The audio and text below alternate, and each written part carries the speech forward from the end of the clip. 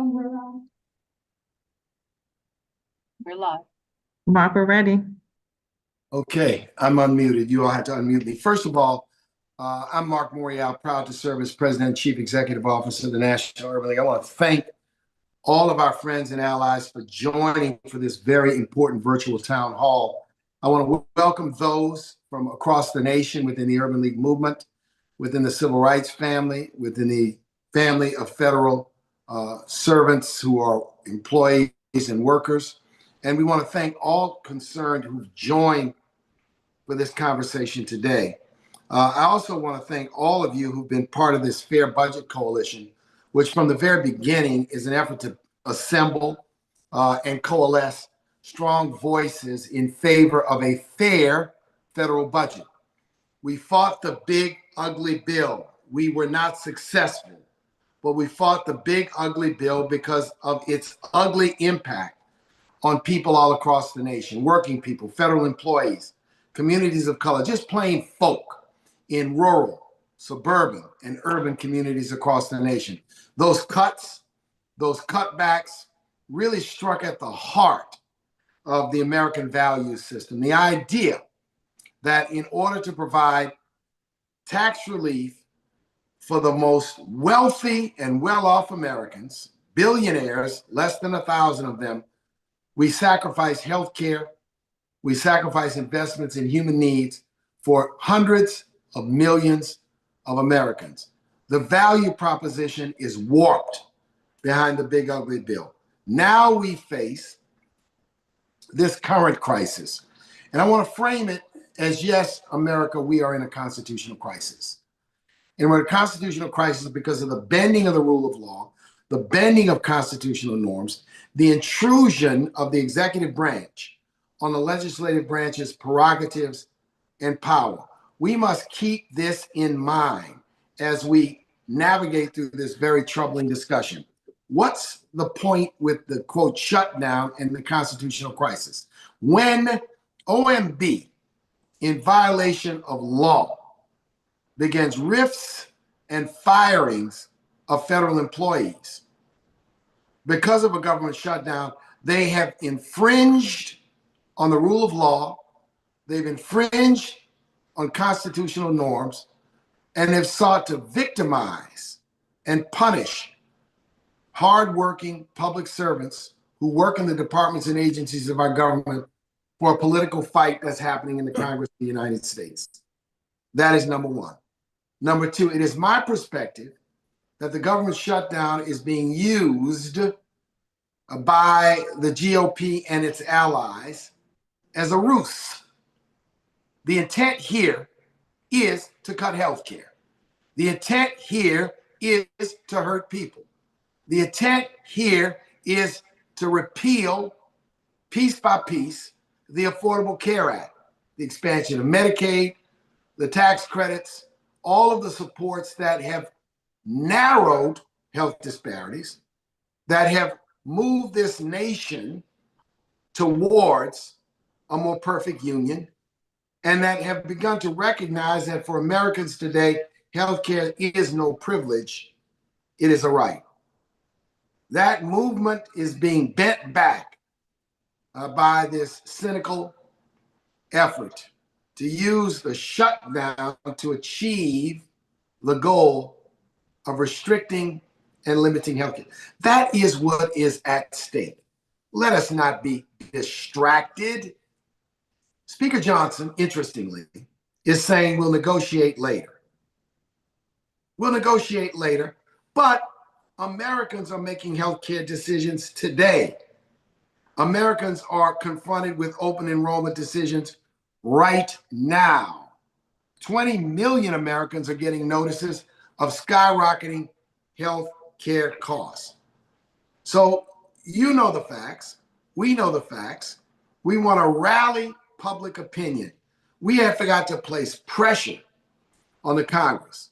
We've got to place pressure on those that are using this as a ruse to come to the table and do as leaders in this country have always done: negotiate in good faith for common sense solutions.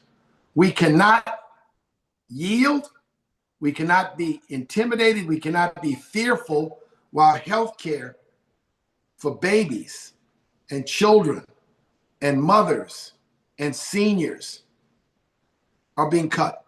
What value system is it that we can't understand the impact on people's lives? Yesterday, a friend of mine shared with me, she had been having some breathing difficulties and some coughing and thought she had a cold. Finally, a woman in her mid-30s is diagnosed with asthma. And all of a sudden, she is a federal employee that has health care. All of a sudden, she's confronted with expensive bills, needing a pulmonologist, needing expensive testing, maybe needing expensive lifelong medication to manage that. Imagine if she were not a federal employee and did not have federal employee health insurance, where she might be. This is real. And she is but one example of probably hundreds of thousands of millions of Americans who are confronted with healthcare challenges each and every day, for whom that access to a competent, qualified healthcare professional is essential to their viability. This is what is at stake. So, colleagues, I look forward to the discussion. To the ladies and gentlemen of the media who are joining, we appreciate you joining. If there's anything we can communicate to you, it's the passion, the outrage, and the sense that this is about ordinary Americans. You cannot purport to be for working class Americans and cut their health care. You cannot purport to be for working class Americans and you try to distract people with arguments about migrants. You cannot be for working class Americans and stand by while Americans face skyrocketing premiums and have to make a choice between healthcare and rent, healthcare and mortgage, healthcare and gas or transit fees to get to work. This is what is at stake. And we will not be tricked into believing that this is simply about a shutdown. No, this is about an effort, systemic, that has gone on for almost 20 years to cut Americans' health care. That's what it's about, and that's what we're here to talk about today. So, Tara, I'll turn it back to you, and thank you to all of the colleagues for being a part of this discussion this afternoon. Thank you very much.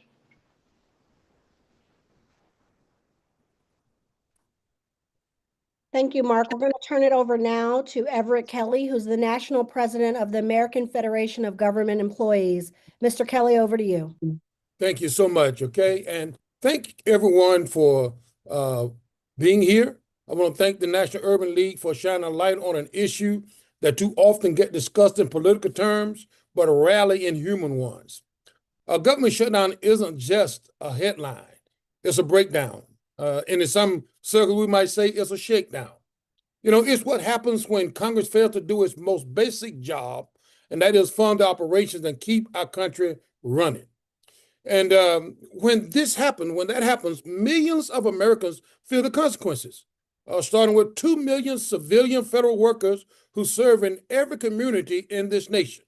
During a shutdown, paydays and paychecks stop, but the work doesn't. TSA workers still show up to keep the airport safe. Correctional officers still guard our prisoners. Inspectors still protect our food supply. Benefit specialists still get Social Security checks out on time.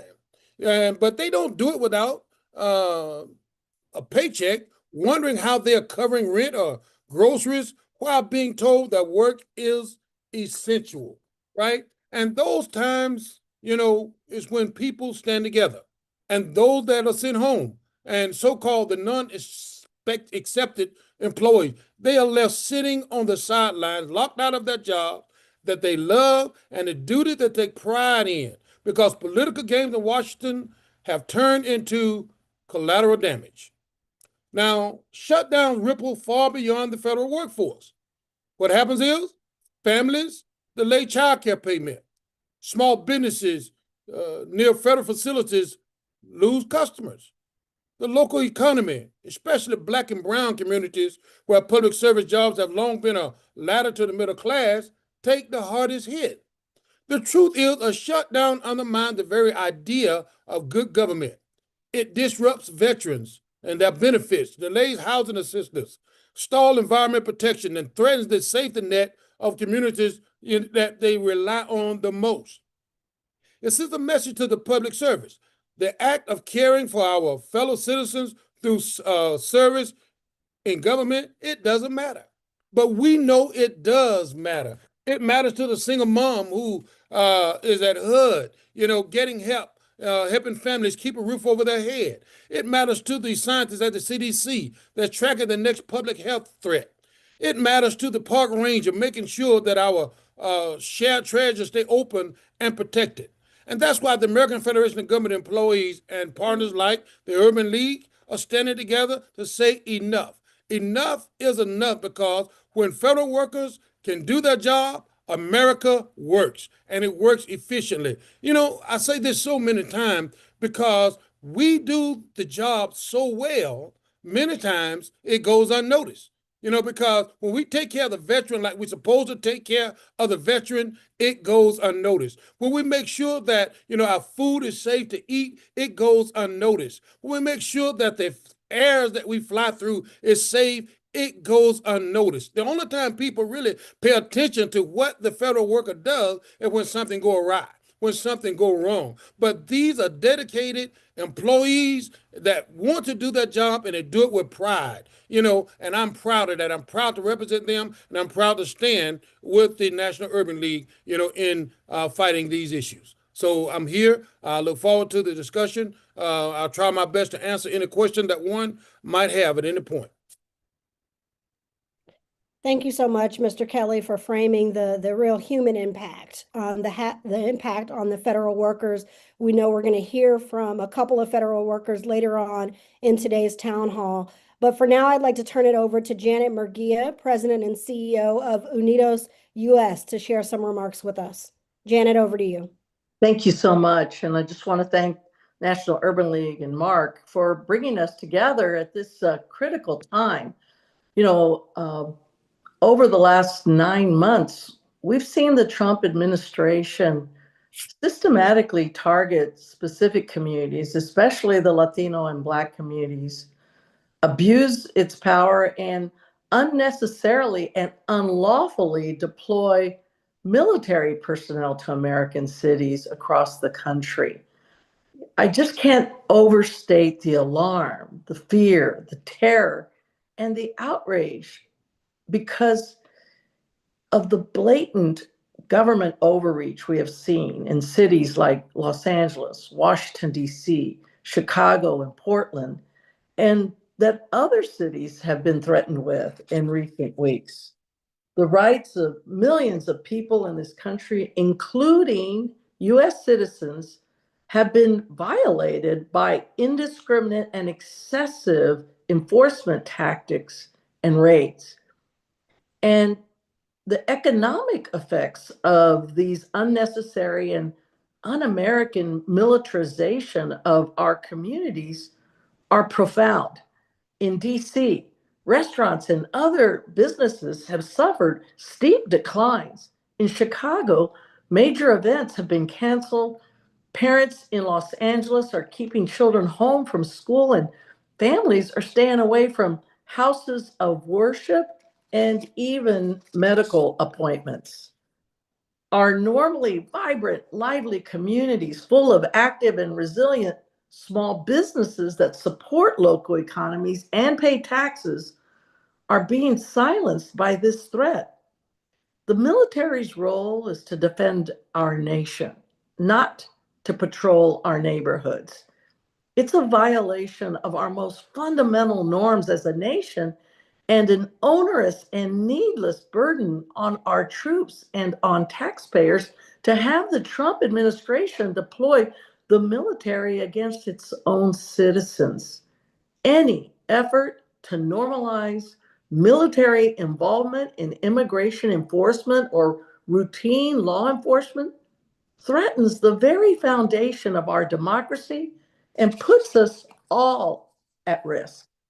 Congress has both the authority and the responsibility to ensure that taxpayer money is not used to support these unlawful deployments, and they must place clear guardrails on the use of the military and any resources of military resources in American cities.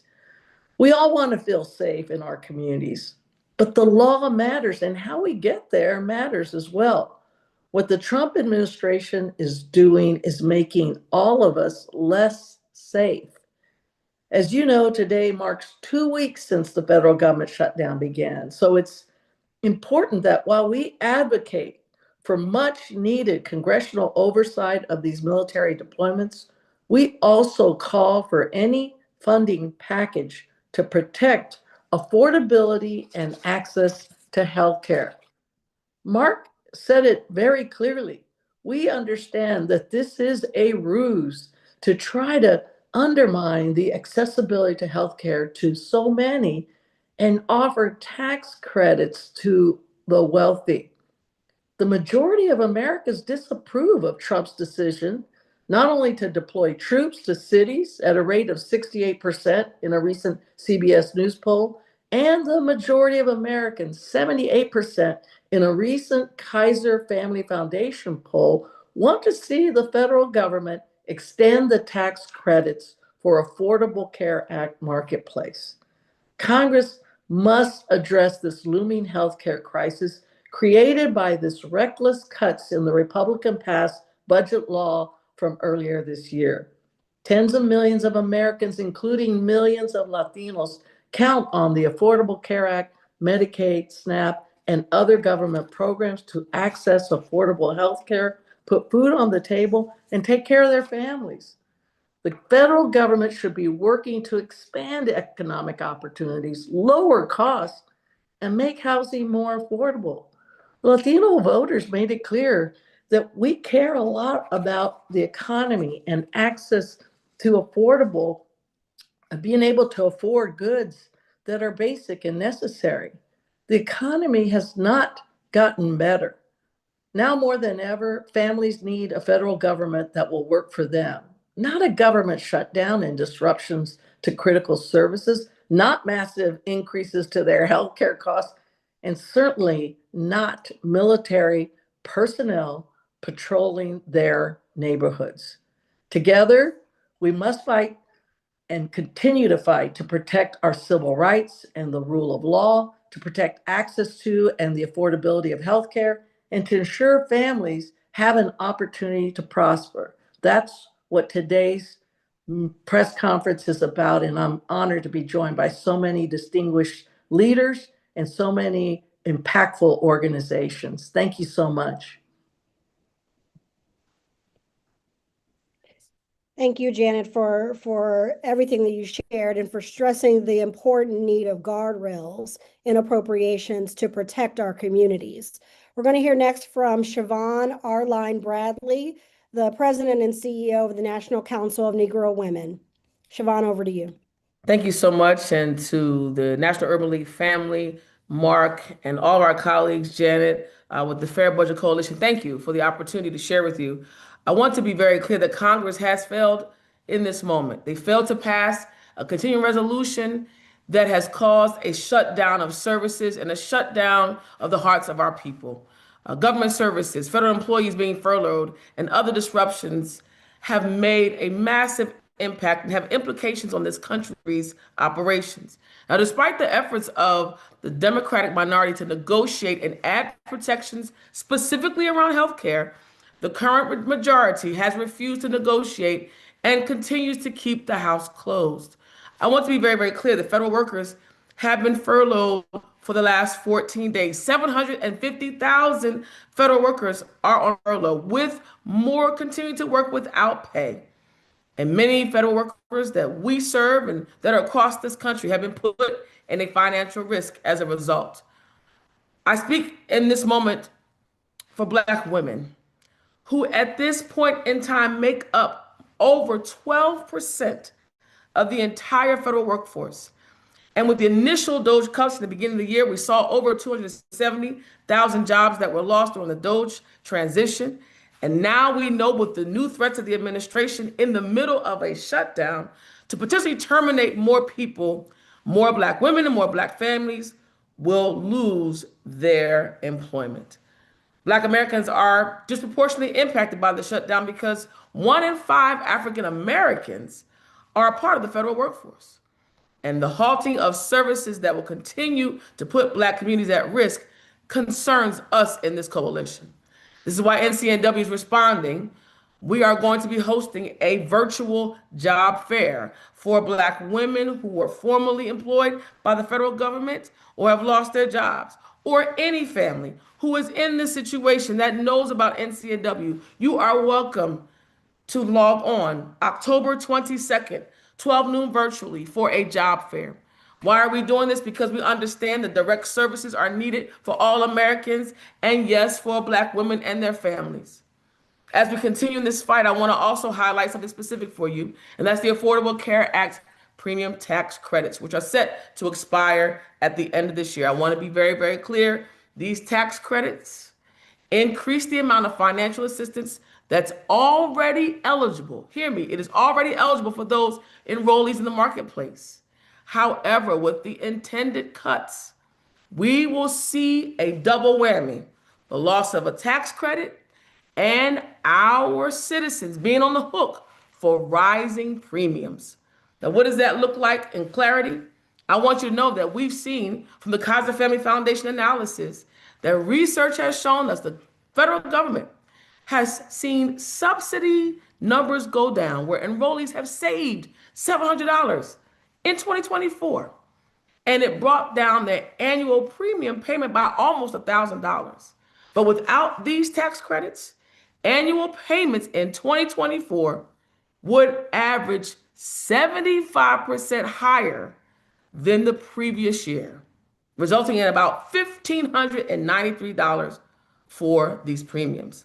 My friends, look at the services: Medicaid, Medicare. Our most vulnerable populations will suffer.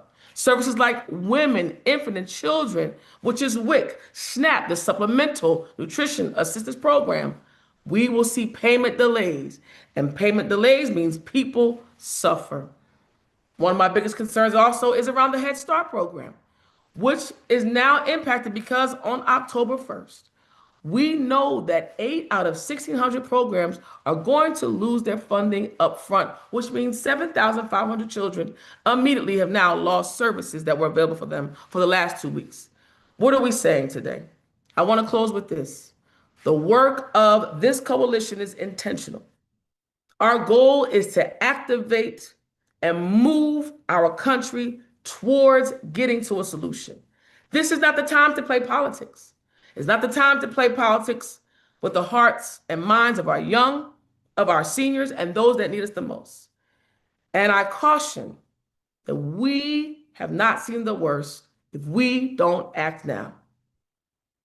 I'm asking you to open your hearts, my friends. If our government leaders are listening, we want you to know that this coalition is standing on the side of the people that need us, the people that are most vulnerable, and yes, those that are furloughed in this shutdown. So we want to say to you, God bless you. And we know that this too shall pass, but it cannot pass without the work of the people. Thank you to this coalition, and we stand together in this fight. Thank you, Siobhan, for your leadership and for the amazing work that you're doing with NCNW. We're so happy to have you part of this Fair Budget Coalition. I'd like to turn it over now to Debbie Weinstein, who leads another powerful coalition. She's the executive director of the Coalition on Human Needs. Debbie, over to you.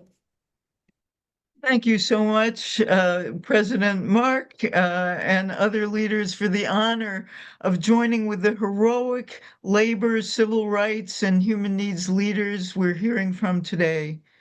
The faith groups, service providers, and other advocates for people with low incomes who join together in the Coalition on Human Needs deeply understand the urgency of the moment. The longer the shutdown continues, the more serious the harm. Now, discontinued telehealth services for Medicare patients in rural areas, lack of help for people who need information from the Social Security Administration or the IRS. Soon, not enough money on hand to fund food assistance for children and families. And you'll hear more about that from Joel Berg in a second. Furloughed or laid off workers are not available to administer education funds for children with disabilities.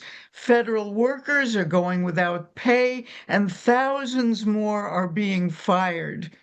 This is a very partial list of genuine harms. They are added to serious losses that preceded the shutdown because the Trump regime has frozen funds and fired workers in ways that have threatened public health and shredded protections against discrimination in housing and education. With or without a shutdown, they have refused to fund needed programs approved by Congress, and Congress must stand up to that. But these are not the only urgencies facing the nation. Millions of people are about to see their health insurance costs skyrocket, leaving many unable to afford insurance. The Affordable Care Act's enhanced premium tax credits, which have made health insurance affordable for millions of individuals with modest incomes, will expire at the end of December.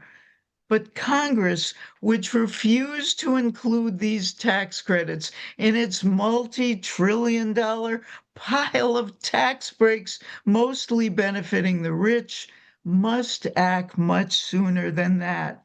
In almost every state, open enrollment begins November 1.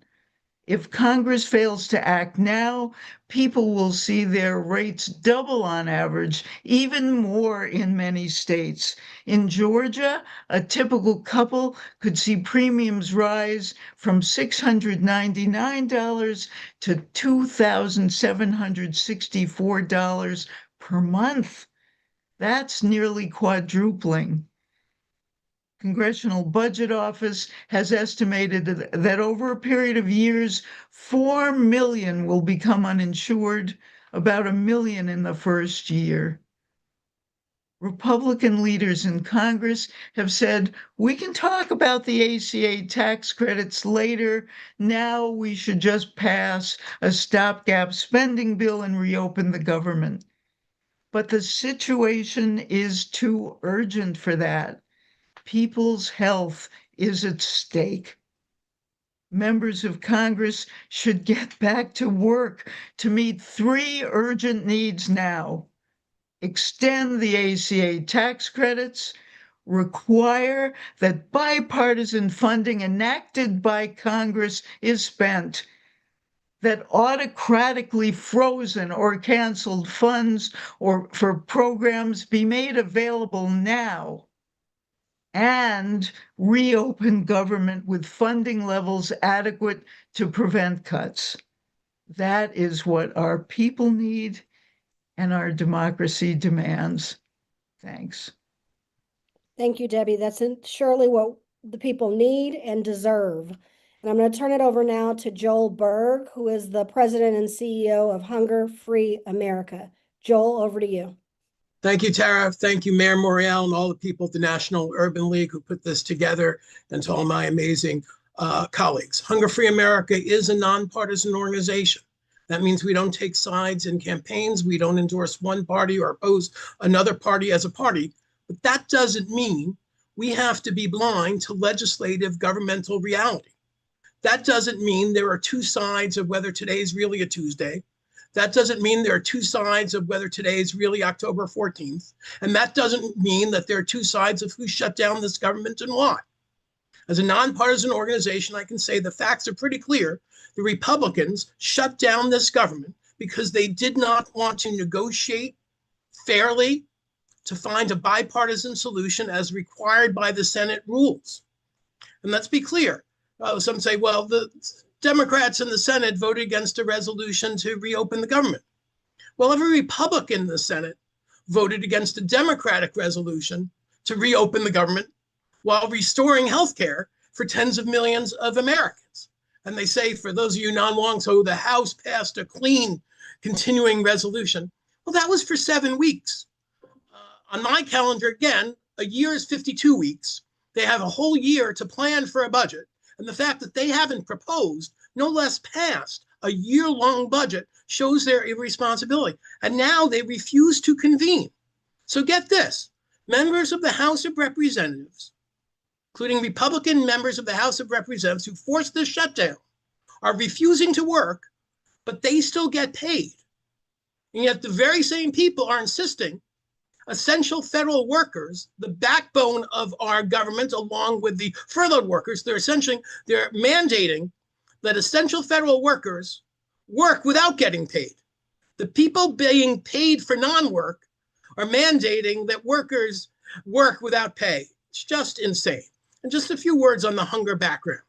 When the expanded tax credit went away, because conservatives opposed expanding it, when the expanded emergency SNAP benefits went away, and when universal school meals in suburban rural areas went away, hunger in America skyrocketed.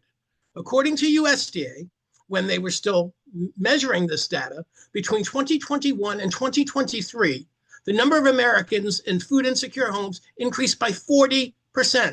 47 million Americans, as of 2023, lived in homes that couldn't afford enough food. So things were going from bad to worse. Then the conservatives cut $186 billion, that's billion with a B, out of food assistance. And the false talking point that this is undocumented immigrants is just bunk. Undocumented immigrants could never get food assistance through the SNAP program in all of American history. It's veterans. It's working people who are underpaid. It's children. It's older Americans. It's homeless people. It's people with disabilities. That's who they cut from these benefits, $186 billion. Not only is this going to dramatically increase hunger in America, it will slam hundreds of thousands of food retailers who rely on this food revenue. And I will say federal workers and contractors can be extraordinarily underpaid at the lower income levels. And so we are announcing that our national hunger hotline, 1-866-3-HUNGRY, which we're paying for with private funds during the shutdown, 1-866-3-HUNGRY. Anyone who needs food or wants to volunteer to help fight can call that number. And lastly, I will say is, what did the Trump administration do? They stopped measuring hunger in America. The ostrich approach is not going to solve this problem. The way to solve this problem is restore health care to tens of millions of Americans, because if people don't have money to pay for health care or pay extra for health care, they're going to have less money for food. Reopen the government, restore these cuts, and again, start measuring how much hunger and food insecurity is in America. And instead of using our incredible civil servants as punching bags, and I served in the federal government for 8 years with incredible federal workers, let's empower them and honor them and pay them and reopen the government in a way that works for the vast majority of American people. Thank you. Thank you, Joel. Thank you for underscoring the human impact that is being faced here by the shutdown. I want to turn it over now to our federal workers that we are so honored to have joining us on today's call. First, I'm going to turn it over to Johnny Zugar, who is a federal worker at the U.S. Census Bureau and president of Council 241. Johnny? First thing is I appreciate for having me here. Again, president of AFGE Council, Census Council 241, representing the census employees across the country. This has been a very difficult time for our workers. I know we hear about federal workers, but I'm one myself. And what we're experiencing has been something that's unprecedented. For some of you, the shutdown started maybe 14 days ago. For us, our agency's been shutting down since January of this year. You know, we lost about 1,500 people at our agency. Hundreds of thousands of people have lost their jobs. Right now, our employees at our Tucson location have received RIF notices. Those notices went out Friday night. When they woke up Saturday morning, they was being riffed on December 9th. That was the date. These employees are scared. They don't know what to do. These are loyal employees that stayed around that really care about our mission. Our employees now at the Census Bureau are just waiting to see how to open back up this government. To this past Saturday, this week, they receive a partial paycheck. For most of us on this call, the first paycheck of the month goes to your mortgage or to your rent. That for most people won't be paid. They also have to get food. They also have to have childcare, transportation. All those things are being threatened or not having. Now we're going to go into another couple of weeks in October 30th with no paycheck. So this is real for our employees. They're struggling. They're feel like they're pawns in this situation. So we're asking for the government to be open. We're asking for our employees to make sure they get back pay. We're asking for any RIF procedures to be rescinded. When we're asking for fully fund our agencies so we can do our jobs. These employees truly care about the mission. And I'll leave you with this. The mission of the Census Bureau, what's at stake at the census? An inaccurate count will lead to hard to count populations such as children, renters, immigrants, rural residents, and people of color. $1.5 trillion comes out of the Census Bureau. Also, decisions by government and businesses, issues with the Voting Rights Act, Fair Housing Act, Equal Opportunity Laws, all these things come off the Census Bureau. So we not just want us to come back to work, we want to be able to get a fully funded agency so we can do the job that we all love. But it's been very, very difficult as federal employee to kind of do our jobs, but also it's kind of working in a trauma. You don't know on a day-to-day if you're going to be working. You don't know if you're going to get, even when we come back, we don't know if we're going to be riffed. So we're just asking everybody on this call to solidarity with us to understand that there are real people that are not getting paid. There are some of us, that's hundreds of our Census Bureau employees and thousands of workers that got riff letters on Friday night, that even when you open back up the government, they might not have a job. So we're here to fight with them and to fight to open back up the government and to allow us to do our jobs and take care of the citizens and take care of our families. So I appreciate everyone on this call. I appreciate this opportunity. I look forward to getting a fair budget, moving forward so we can do our jobs. Thanks a lot. Thank you, Johnny. We appreciate you. We appreciate your leadership and all that you are doing in support of federal workers like yourself. I'm going to turn it over now to Antonio Gaines. And before I do so, I'd like to ask that any press on the call, if you could please start populating your questions in the Q&A box so that we can prepare for the Q&A section that's coming right after Mr. Gaines speaks. But right now we're going to hear from Antonio Gaines, who's a federal worker at the U.S. Department of Housing and Urban Development and president of Council 222. Antonio, over to you. Thank you, Tara. What more can I say that hasn't already been said? This is the dilemma of being the last speaker. But let me say to President Morial and to all the other leaders that have put this presentation together, thank you. Thank you for being in the fight with us. Thank you for fighting on behalf of the American people. Again, I'm Antonio Gaines. I serve as the president of AFG Council 222, serving the men and women at the Department of Housing and Urban Development as the exclusive representative. Many of the previous speakers have already identified the issues before us, and housing is the centerpiece, is the glue to everything.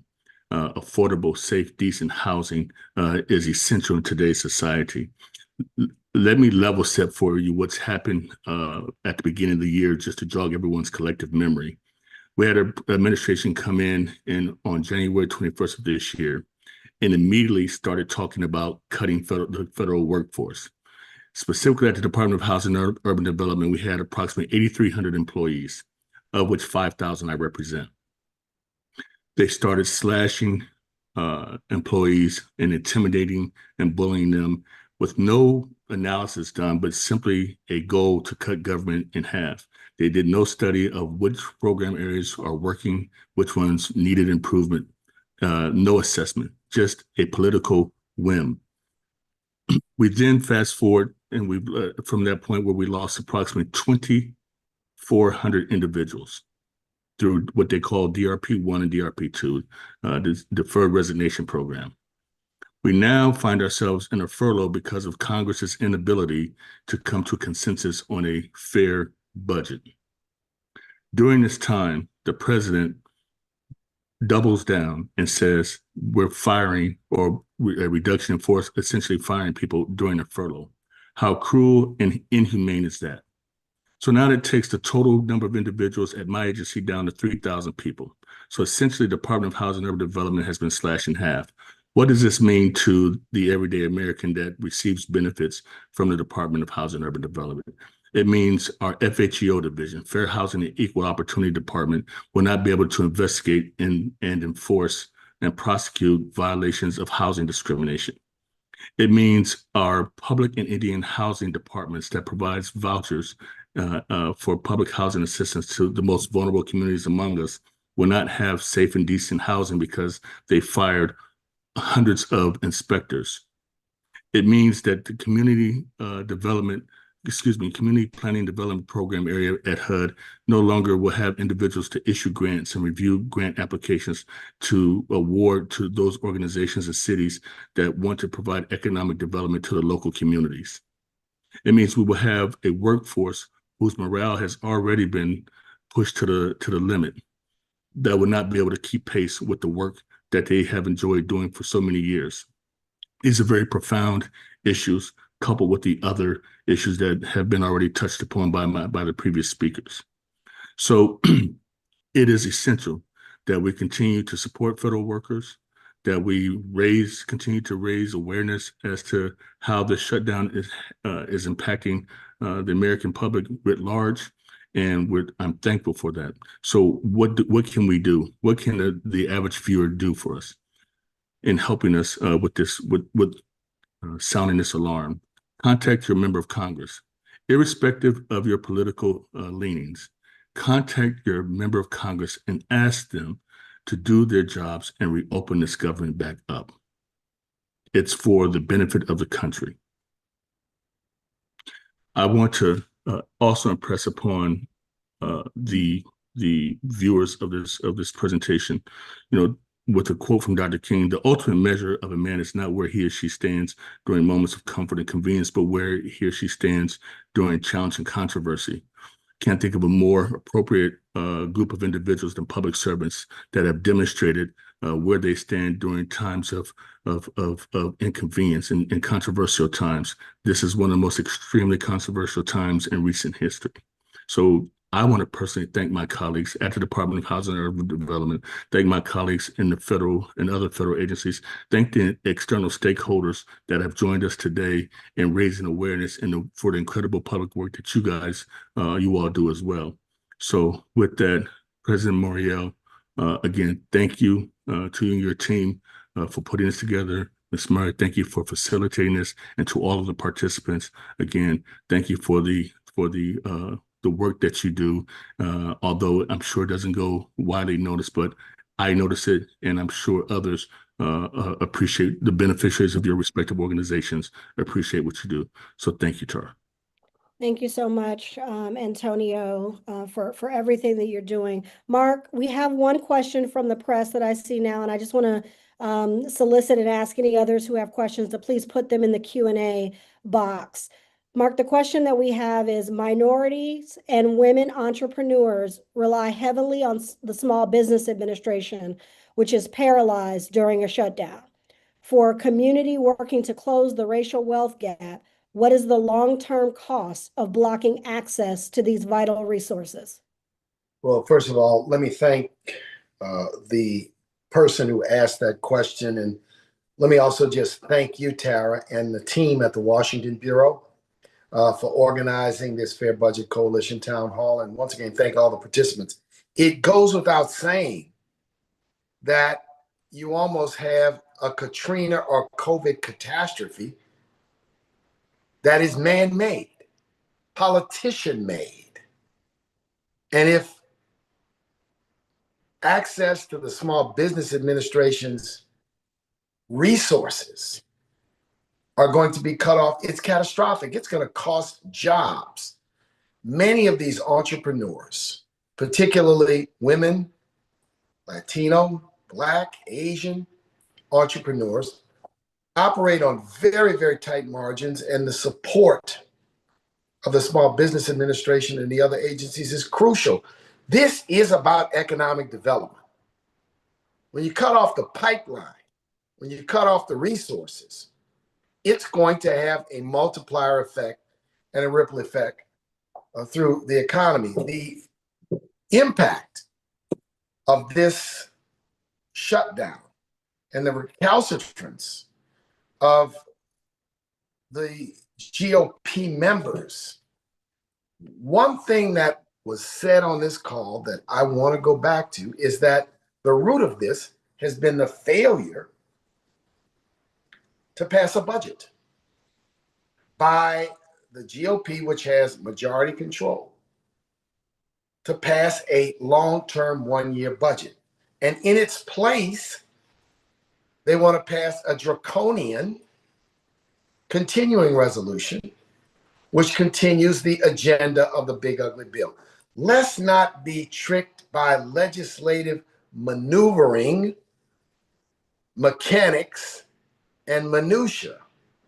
What's at stake is whether our tax dollars are going to be spent, going to be invested in us. Just this week, our government made two significant commitments: $20 billion to bail out Argentina and $50 billion in, quote, a plan to rebuild Gaza. $70 billion.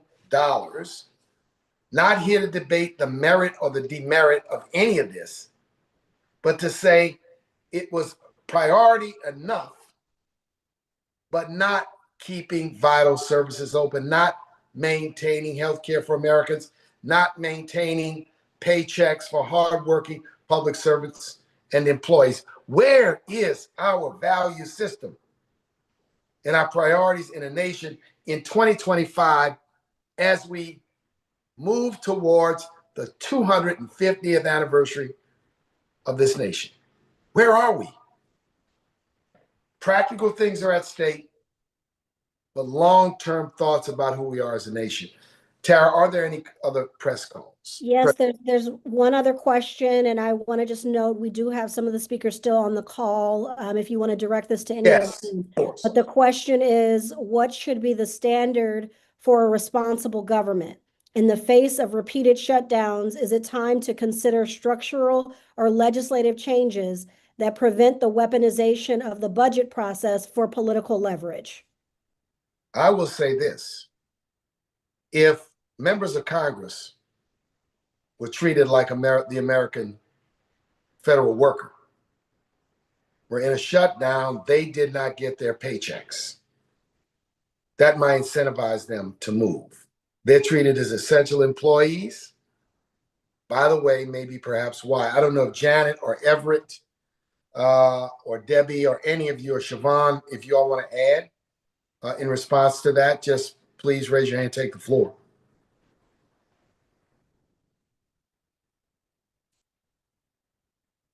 Anyone want to take, add to that? Debbie coming in.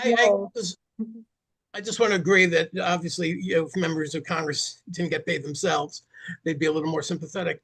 One other thing, federal law can do would provide more clarity to what's an essential service that stays open and what is not an essential service. The Trump administration has been playing politics with that. And so a little more clarity for the American people. And we really need a reform of the budget process to go back to the days where they actually passed appropriations bills for each department or a number of departments at once, starting with committee votes and then full votes in the houses and then going to a reconciliation committee. It's really a gross malfeasance that they're not doing anything until it's a few days away. None of us could plan our budgets with our boards if we waited till half a second before the new year started.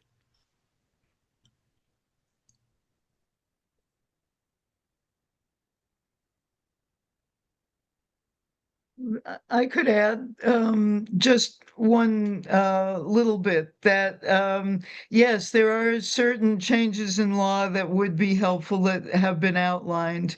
But it is also just important to remember that they need to show up.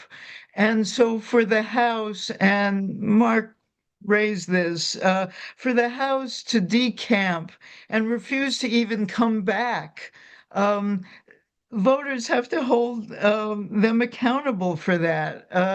That's not a law change. But other changes that would be important, Congress does have to reassert its power of the purse. And there are ways, for instance, to make sure that it would, in the Senate, take a 60 vote majority in order to rescind money that Congress has in a bipartisan way appropriated. It would also be helpful not to simply let the administration run out the clock, freeze money, refuse to spend duly appropriated dollars until the fiscal year is over. Congress should insist that when that happens, the money remains available to be spent the way Congress passed laws to allow it to be spent. Mark, we have another question. And that question is, could someone discuss whether any services are being provided to federal employees affected by the shutdown and even those who were affected by the DOGE cuts? Is AFGE able to help with economic support? Are there efforts to help former employees get new jobs? I know Siobhan Arline Bradley mentioned, who